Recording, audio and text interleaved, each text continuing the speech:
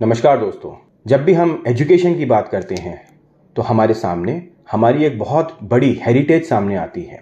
वो हेरिटेज जो हमेशा से क्वालिटी एजुकेशन को प्रमोट करती थी, वो हेरिटेज जो हमने नालंदा से तक्षशिला से ड्राइव की थी और आज भी हम लोग उस हेरिटेज पे गर्व करते हैं। लेकिन दोस्तों, उस हेरिटेज में एक बहुत बड़ी चीज़ थी, वो थी कि शिक्षा और चिकित्सा इन दोनों का कॉमर्शियलाइजेशन नहीं था। शिक्षा वॉज अवेलेबल फॉर ऑल, चिकित्सा वॉज अवेलेबल फॉर ऑल, किसी भी सोसाइटी का किसी भी खंड से हो, लेकिन वो समभाव से इक्वल डिस्ट्रीब्यूटेड एजुकेशन दी जाती थी। यही भाव आज भी होना चाहिए था, क्योंकि आज भी हम यही प्रयास कर रहे हैं कि हम विश्व गुरु बने, हम अच्छी एजुकेशन दें, हम अपने इंटेलेक्ट के बेसिस पे अपनी दुनिया में जाने जाएं। बट कहीं ना कहीं ऐसा होता दिख नहीं रहा। दोस्तों, आज की डेट में जहां हम एक तरफ क्वालिटी एजुकेशन की बात करते हैं, हमारे देश की हेल्थ मिनिस्ट्री ने एक बहुत ही रेवोल्यूशनरी डिसीजन लिया है। और वो रेवोल्यूशनरी डिसीजन लिया है कि नीट पीजी, जो मेडिकल की सबसे बड़ी सबसे प्रीमियम एग्जामिनेशन होती है, जहां से निकल के बच्चा एक स्पेशलिटी प्रोग्राम में डॉक्टर बनता है, वहां की कट ऑफ को घटा के मार्जिनलाइज नहीं किया, सीधा जीरो कर दिया। जब ये इस तरह का नोटिफिकेशन मेरे पास पहली बार आया तो पहली बार तो मुझे हंसी आई। पहली बार तो मुझे लगा कि शायद ये कहीं किसी ने एक फेक नोटिस भेज दिया है, क्योंकि गवर्नमेंट के किसी नोटिस में जीरो वर्ड तो मैं कभी एक्सपेक्ट ही नहीं कर सकता था। तो मैंने इग्नोर कर दिया। बट जब मैंने एनसीसी की साइड पे देखा, literally I was spell bound. मैं शॉक हो गया और मैं ये सोचने लगा, क्या यही गवर्नमेंट है जो क्वालिटी ऑफ एजुकेशन की बात करती है? क्या वही गवर्नमेंट है जो excellence in education, excellence in medical health care की बात करती है? एंड वो कह रहे हैं हम कि जीरो वाले बच्चे को ले लेंगे। देखिए दोस्तों, इस पूरे एपिसोड में कहीं ना कहीं क्लियर कट, अगर मैं एक शब्द में उसको बोलूं, हाइपोक्रेसी का क्लियर कट यहां पे स्वरूप देखने को मिलता है। देखिए, आज एक बहुत अच्छी न्यूज भी आई। वो न्यूज ये आई कि हमारी नेशनल मेडिकल कमीशन को WFME का रिकॉग्निशन मिल गया है 10 साल के लिए, और इसके माध्यम से ECFMG और USMLE के लिए जो हमारे इंडियन स्टूडेंट्स हैं वो भी एलिजिबल हो जाएंगे। पहली बात तो कहीं ना कहीं मेरे को लगता है कि जो हमारी प्रीमियम संस्थान है, भले वो नेशनल मेडिकल कमीशन हो या हेल्थ मिनिस्ट्री हो, वो इनकंसिस्टेंट डिसीजंस बनाने के लिए विख्यात हैं। और उनको खुद भी शायद एक लॉन्ग टर्म विजन मिसिंग है या क्या है, वो अपना डिसीजन बनाते हैं, लेकिन वो उसके आज सेलिब्रेशन तो कर रहे हैं, लेकिन उसके पीछे ये नहीं देख रहे कि उन्हीं के रेगुलेशन को कहीं ना कहीं कॉन्ट्राडिक्ट कर रहा है। NMC ने एक रूल बनाया फॉरेन स्टूडेंट्स के लिए, जहां उन्होंने FMGL रेगुलेशन 2021, जहां वो कहते हैं कि हमारी जो भी बच्चा बाहर जाना चाहता है, अब्रॉड एजुकेशन जाना चाहता है, उसकी मिनिमम ड्यूरेशन 54 मंथ्स की होनी चाहिए। अब NMC शायद इस चीज का जवाब दे कि US, UK, कनाडा, जो भी कंट्रीज हैं, यहां पे जो मेडिसिन की ड्यूरेशन है वो 4 साल की है। तो टेक्निकली आपके रेगुलेशन के हिसाब से तो इन कंट्रीज की एजुकेशन नल एंड वॉइड है, इनवैलिड है। टेक्निकली तो कोई भी बच्चा अगर US जाएगा तो बैक टू इंडिया प्रैक्टिस ही नहीं कर सकता, और US का कोई बच्चा इंडिया में नहीं कर सकता। तो सेलिब्रेशन किस चीज का है यहाँ पे? तो मुझे तो नहीं लगता कि, क्योंकि रेगुलेशन ये गैजेट के फॉर्म में आया। और दूसरा, इस रेगुलेशन के नीचे देखिए बहुत ही इंटरेस्टिंग लाइन लिखी थी, national medical commission is India's premier regulatory body overseeing medical education and committed to uphold the highest standards in healthcare and ensure the delivery of quality medical education across the nation. तो when you say quality of education across the nation, क्या इस तरह से 0 percentile करके आप quality of education को ensure कर रहे हैं? मुझे तो लगता है कहीं ना कहीं आप एक मौकरी बना रहे हैं पूरे सिस्टम की, और कितना गलत मैसेजिंग आप दे रहे हैं अक्रॉस द लाइन। देखिए, एजुकेशन एक बहुत ही पायस चीज होती है जो प्योरली मेरिट और एक्सीलेंस पे बेस्ड होनी चाहिए, और कहीं ना कहीं यहां पे जो अभी हो रहा है, जो प्रिटेक्स्ट दिए जा रहे हैं, वो एक कॉम्प्रोमाइज किया जा रहा है, वो कॉमर्शियल वायबिलिटी निकाली जा रही है। जो रीजन दिया जा रहा है, और प्रैक्टिकली वो रीजन एग्जिस्ट भी करता है, कि नीट पीजी में हमारी काफी सीट्स खाली रह जाती हैं अक्रॉस द ईयर। आज की प्रॉब्लम नहीं है, अक्रॉस द ईयर सीट खाली रह जाती हैं। इन ऑर्डर टू ऑक्यूपाई दो सीट्स, और जो नुकसान होता है मेडिकल कॉलेजेस का, जो प्राइवेट इंस्टीट्यूशन, उसको फुलफिल करने के लिए आज हम ये कर रहे हैं। बट क्या ये एटीट्यूड सही है? IMA ने 30% का आपसे रिलैक्सेशन मांगा था, और आपने उठा के सीधा उसको 0% कर दिया। तो ये जो 0% वाला क्राइटेरिया है, क्या ये आपको क्वेश्चन मार्क में खड़ा नहीं कर रहा? देखिए, ये जो प्रॉब्लम है ना दोस्तों, ये नई नहीं है। 5 साल से लगातार कट ऑफ बार बार रिड्यूस की जा रही है, और जब ये जब प्रॉब्लम नहीं है, न्यू नहीं है, और ये बहुत कॉम्प्लेक्स प्रॉब्लम है, इस पर सुप्रीम कोर्ट ने भी बहुत स्ट्रिक्ट संज्ञान लिया था, लास्ट ईयर भी लिया था, और इतने सालों की प्रॉब्लम के बाद कहीं ना कहीं गवर्नमेंट ने इस पे कोई एक्शन ओरिएंटेड प्लान ही नहीं बनाया है। गवर्नमेंट ने क्या कोई रिसर्च पैनल गठित किया? गवर्नमेंट ने क्या कोई स्टैटिस्टिकल एनालिसिस किया क्या कुछ इंसेंटिव मैकेनिज्म वर्कआउट किया कि बच्चों को अगर हम इंसेंटिवाइज करें तो हो सकता है कि बच्चे यहाँ पे जो हमारी नॉन क्लिनिकल सीट्स हैं उनको अडॉप्ट करें, उनको एक्सेप्ट करें? क्या हम लोगों ने कुछ ऐसा प्लान किया कि अगर हमारी इतनी सीट्स खाली है तो इनमें श्रिंक करें? हम क्यों एक कॉलेज पे एक एक्स्ट्रा बर्डन बढ़ाएं? इस तरीके की प्लानिंग तो हुई नहीं है। लेकिन ये जो डिसीजन लिया जा रहा है इससे कहीं ना कहीं मुझे लगता है क्राइसिस मैनेजमेंट की जा रही है, और ये कहीं ना कहीं लीपापोती वाला एस्पेक्ट किया जा रहा है कि कैसे भी यार कॉमर्शियली नुकसान नहीं होना चाहिए। कॉमर्शियल नुकसान एक चीज है, बट आप समझिए इसके परसेप्शन वैल्यू कितनी हाई है। आज की डेट में हमारी प्रीमियम संस्थान दूसरे कंट्रीज को बोलती हैं जहां बच्चे विदेश पढ़ने जाते हैं कि आपको हमारे हाईएस्ट स्टैंडर्ड्स फॉलो करने हैं। क्या आपको नहीं लगता कि आज वही बच्चे या वही यूनिवर्सिटीज, वही कंट्री आज हमको देख के बोलेंगे किस हाईएस्ट स्टैंडर्ड्स की आप बात करते हैं? आपके तो कोई स्टैंडर्ड्स ही एग्जिस्ट नहीं करते। आपके यहां तो जो बच्चा 0% वाला है वो भी एग्जिस्ट कर जाता है, तो स्टैंडर्ड की तो प्लीज आप बात ही मत करिए यहां पे।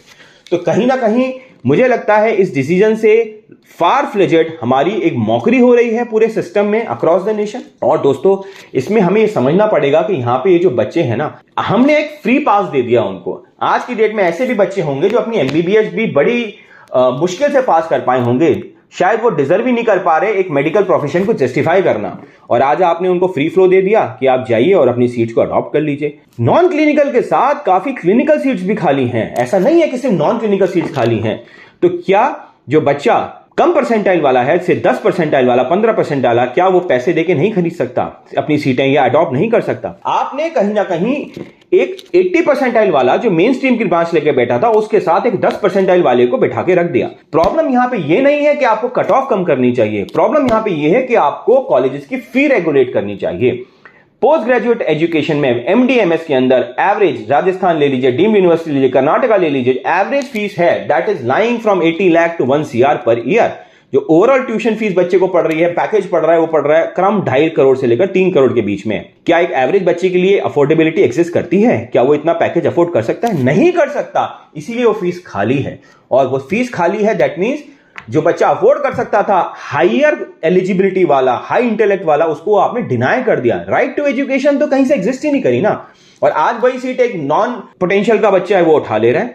तो ये कहां से एजुकेशन में एक मेरिट है, कहां से इस एजुकेशन में एक बैलेंसिंग है? और यहां आप समझ के देखिए, पीजी में कोई एग्जिट क्राइटेरिया नहीं होता। जो बच्चा पीजी में घुस गया वो बाय डिफॉल्ट डॉक्टर बनके ही बाहर निकलेगा, जैसे भी वो अपनी पढ़ाई करे। तो क्या ये हमारे मेडिकल हेल्थ केयर सिस्टम के साथ एक कॉम्प्रोमाइज, एक शेयर कॉम्प्रोमाइज नहीं हो रहा? कहीं ना कहीं मुझे लगता है जो मेरिट का वर्ड है ना, इस एक्ट के बाद, इस रूल के बाद, वो एक थ्योरेटिकल साउंड होता है।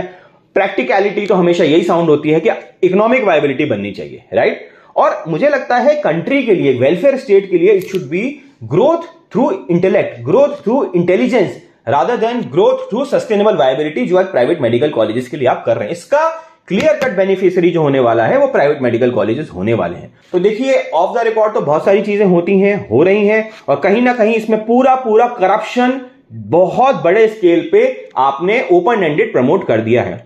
और काउंसलिंग जो आप कराते हैं 50% आपने कुछ सोच के ही रखा था ना, आज 50 को घटा के आप 0 कर दे रहे हैं। तो काउंसलिंग का लॉजिकल मीनिंग क्या रह गया इस पूरे एस्पेक्ट के अंदर? मैं आपको यहां पे एक बहुत इंटरेस्टिंग बात बताना चाहता हूं।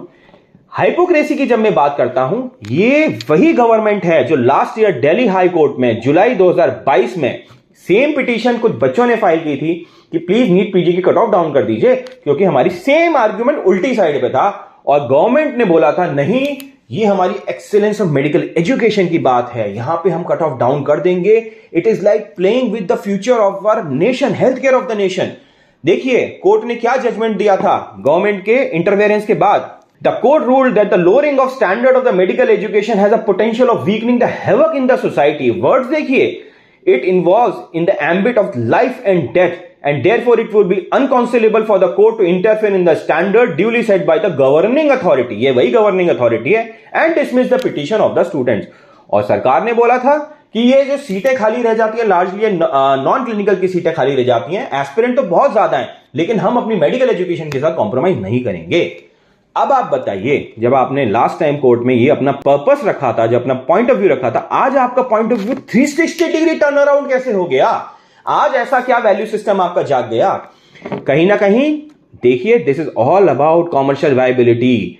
आज जो भी आपके रीजन हो, लेकिन as a society, as a nation, as international perception जो हमारी मेडिकल की थी वो अच्छी नहीं है। हम WFME का एक्रेडिटेशन लेके खुश जरूर हो जाएं, बट कहीं ना कहीं फार ऑफ इसके रिएक्शंस तो अच्छे नहीं है और ये नेशनल इंटरेस्ट में बिल्कुल भी अच्छा नहीं है। दोस्तों, FMG का जो बच्चा इंडिया में वापसी आता है, कितने लोगों ने एनालाइज किया, कितने सीनियर प्रोफेसर्स ने एनालाइज किया, FMG का जो पेपर का डिफिकल्टी लेवल है वो नीट PG से भी टफ है। बच्चों को एक एवरेज लेवल दिया ही नहीं जाता, कहीं ना कहीं वहां डिस्क्रिमिनेशन है, प्रीसेट माइंडसेट है कि इन बच्चों को हमें पास होने ही नहीं देना है।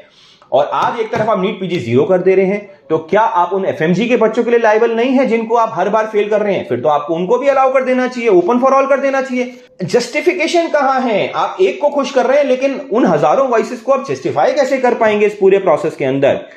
आप कंडीशन लगा दे रहे हैं फॉरेन स्टूडेंट्स पे कि आपको लाइसेंस भी लाना है, आपको इंटर्नशिप भी एक्स्ट्रा करनी है, ये भी करना है, वो भी करना है। अरे मुझे लगता है NMC या जो भी रेगुलेटरी बॉडी है उनको अपने परसीव्ड परसेप्शन माइंडसेट से बाहर आना चाहिए। आज जो वो एक डुबियसनेस है, हाइपोक्रेसी, उससे बाहर आना चाहिए। एक बच्चे को एक बच्चे की तरह लेना चाहिए। ऑप्शन नहीं है इसीलिए वो बाहर जा रहा है। आप ऑप्शन क्रिएट करिए, आप सिचुएशन इवैल्यूएट करिए और फिर उसको आप एक दूसरी थर्ड ग्रेड सिटीजन की तरह देखते हैं अब्रॉड स्टूडेंट को, और यहां के बच्चे को आप एक लिबरल लेते हैं। This is not right. Authority के लिए, गवर्नमेंट के लिए, सरकार के लिए इंपॉर्टेंट होता है एवेन्यूज क्रिएट करना, मेरिट क्रिएट करना, सोल्यूशन देना, ना कि बच्चों से फ्रिक्शन करना, फिस्ट फाइट करना। मतलब बहुत ही इतने प्रोसेस में हमने देखा है ना दोस्तों, मैं कहना क्या बोलूं, कहां तक बोलूं। यूक्रेन वाले बच्चे जो फॉरेन में थे, आपने रेगुलेशन इतना गलत तरीके से इंप्लीमेंट किया। आज आपके रेगुलेशन के कारण वो बच्चे आपसे क्या मांग रहे हैं? वो कह रहे हैं हमें सिर्फ वन टाइम एग्जामिशन दे दो, अपनी कंट्री ट्रांसफर करने का। बातें तो आपने बहुत की थी कि हम इंडिया में लाके आपको पोलैंड शिफ्ट कर देंगे, इंडिया में कुछ कर देंगे, कुछ नहीं किया। अब वो बच्चे कह रहे हैं कि यार हमें ट्रांसफर की ही ऑप्शन दे दो, वो भी नहीं दे रहे आप, जबकि उनकी लाइफ एंड डेथ का सवाल है। हु विल बी रिस्पॉन्सिबल अगर बच्चे आज वापस जाते हैं यूक्रेन जैसी कंट्री में और वहां पे उनको कुछ मिस हैपनिंग होती है? क्या गवर्नमेंट की लायबिलिटी नहीं बनती? और एक तरफ आप 0 कर दे रहे हैं। क्या ये क्लियर कट एक वेस्टेड एजेंडा, एक वेस्टेड माइंडसेट, एक सोची समझी इंडिफरेंस और डिस्क्रिमिनेशन नहीं है हमारे देश के बच्चों के साथ? दोस्तों, इस चीज को पर्सनली स्पीकिंग मैं एक अच्छे एंगल पे नहीं देखता। मैं देखता हूं कि इससे कहीं ना कहीं एक बहुत गलत संदेश दिया गया है समाज के अंदर। पैसा आएगा, कॉमर्शियल वायबिलिटी बने या ना बने, उसके अलग तरीके होने चाहिए उसको सस्टेनेबल बनाने के, बट इस तरीके से 0 कर देना और उस पर खुश होना और उसको अप्रिशिएट करना और डिफेंड करना डेफिनेटली एक हेल्दी सोसाइटी के लिए, एक हेल्दी वेलफेयर स्टेट के लिए सही नहीं है। जहां हम विश्व गुरु की बात करते हैं, जहां हम अपनी हेरिटेज की बात करते हैं, लौट के कहीं ना कहीं हमें आज भी उनसे सीखना चाहिए कि शिक्षा और चिकित्सा should be non discriminatory, free for all, available for all. और वही हमारे एक हेल्थ केयर सिस्टम के लिए, एजुकेशन और हेल्थ केयर 2 ही पिलर्स होते हैं सोसाइटी के लिए, उनके डेवलपमेंट के लिए रिक्वायर्ड है। थैंक यू दोस्तों, थैंक यू वेरी मच।